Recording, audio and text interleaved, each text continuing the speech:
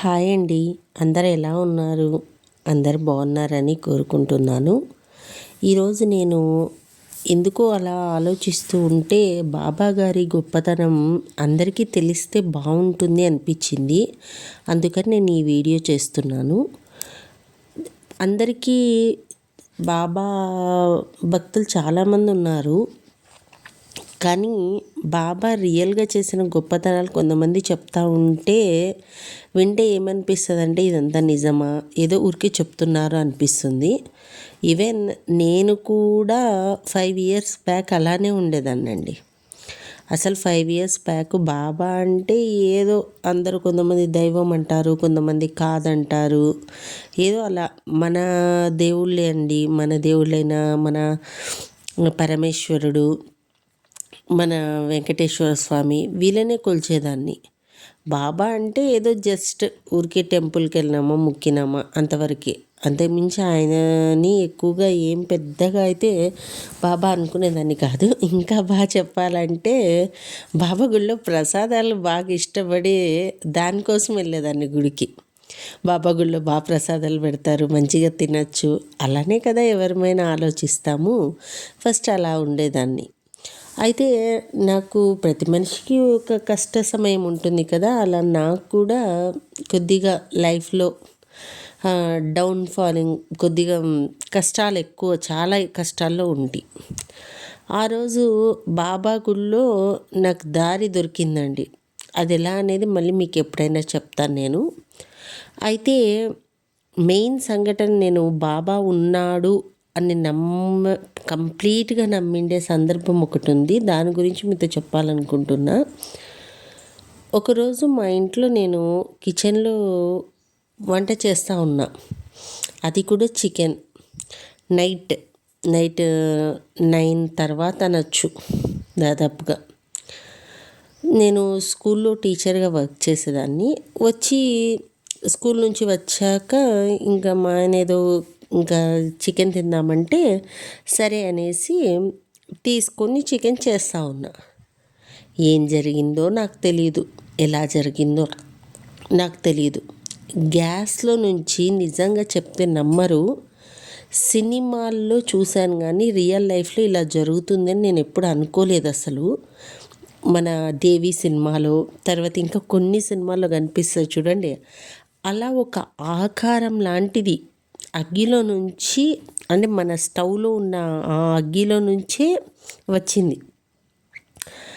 వచ్చి ఇలా ఎక్కడ అంటే దాదాపుగా నాకు ఎదురుగా, స్టవ్ ఎదురుగా మనం నిలబడతాం కదా, నా ఎదురుగా నా పైకి అటాక్ వచ్చినట్టు వచ్చింది. నిజంగా లిటరల్లీ వేరే వాళ్ళు చెప్తే నేను అసలు నమ్మను. కానీ మంట ఎక్కడైనా కానీ బాడీని తగిలిన తర్వాత మండకుండా ఉంటుందా? అది ఇంపాసిబుల్ కదా. కానీ నాకు అస్సలు ఏ మాత్రం మంట తగలకుండా ఎవరో ఆ మంటను నా దగ్గర నుంచి తోసేసినట్టు వెళ్ళి, నాకంటే 3 అడుగులు అంటే కొంత దూరం అనమాట, స్టవ్ ఆ పక్కకి వెళ్ళి అది ఆకారం పడిపోయింది. అది కూడా నిప్పాకారమే వెళ్ళి పడిపోయింది. అక్కడ ఇంకా మండుతానే ఉంది. నన్నేమీ చేయని మంట అక్కడెళ్ళి మండుతూ ఉంది. నిజంగా అస్సలు మా ఆయన వచ్చి ఆ మంట ఆర్పే వరకు కూడా మంట మండుతుంది. ఈ సంఘటనలో బాబా మహిమ ఏంటి అంటే, నేను సాయి సచ్చరిత దాదాపుగా ఒక 5 ఇయర్స్ చెప్పాను కదా, నా డౌన్ఫాల్ నుంచి నేను చదువుతూ ఉంటాను. డైలీ బాబాని నేను కొలుస్తాను. ఆ రోజు నుంచి నాకు నమ్మిన దైవం అన్నమాట. డైలీ నేను కోరుకునేది ఒకటి, ఏదైనా ఆపద సమయం ఉంటే కాపాడు బాబా. నిజంగా బాబా కాక ఇంకెవరు కాపాడారు నన్ను అనిపిస్తుందండి. అసలు మంట వచ్చిన తర్వాత మనిషి మీద కాలకపోవడం ఒక మిరాకిల్.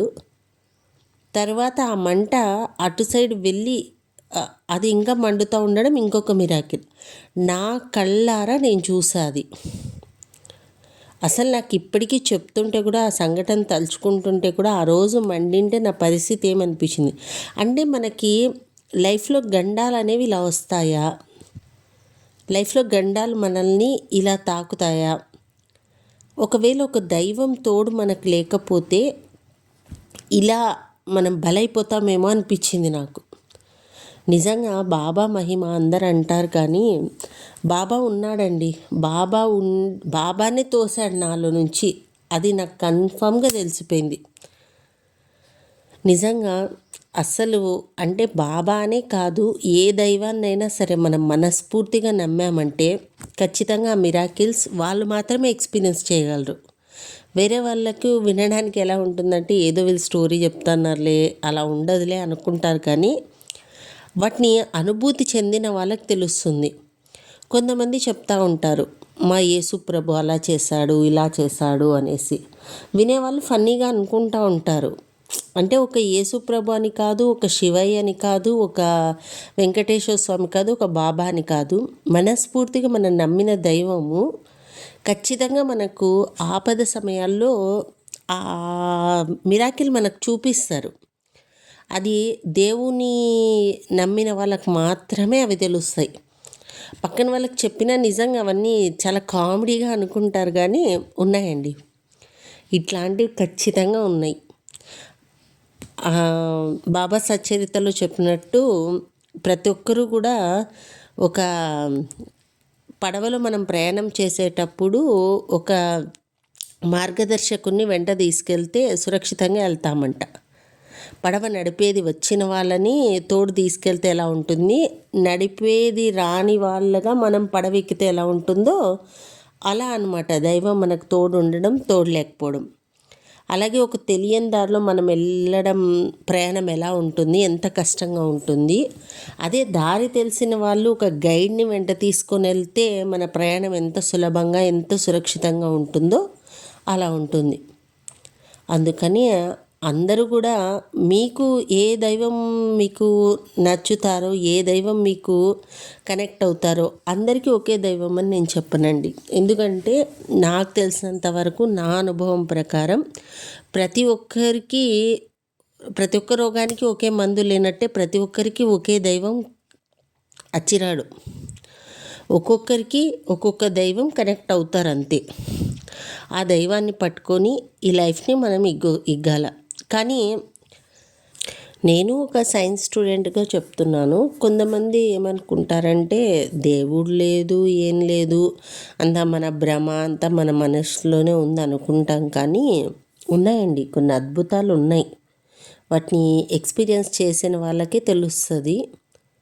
కానీ పెద్దవాళ్ళు చెప్పే మాట కూడా వినాలా. ఇలాంటి అద్భుతాలు మన లైఫ్లో జరిగినప్పుడు మాత్రమే తెలుస్తాయి. ఇలా నా లైఫ్లో జరిగిన ఈ సంఘటన వల్ల గండాలంటే ఎట్లా ఉంటాయి, దైవం మనల్ని ఎలా తప్పిస్తాడు అనేది ఈ సంఘటనలు నేను తెలుసుకున్నాను. ఇలాంటి ఇంకొన్ని సింపుల్ టాక్స్ మీతో నాకు వీలైనప్పుడల్లా పంచుకుంటూ ఉంటాను. ఇలాంటి మరిన్ని వీడియోస్ మీకు కావాలంటే నా ఛానల్ని సబ్స్క్రైబ్ చేసుకోండి.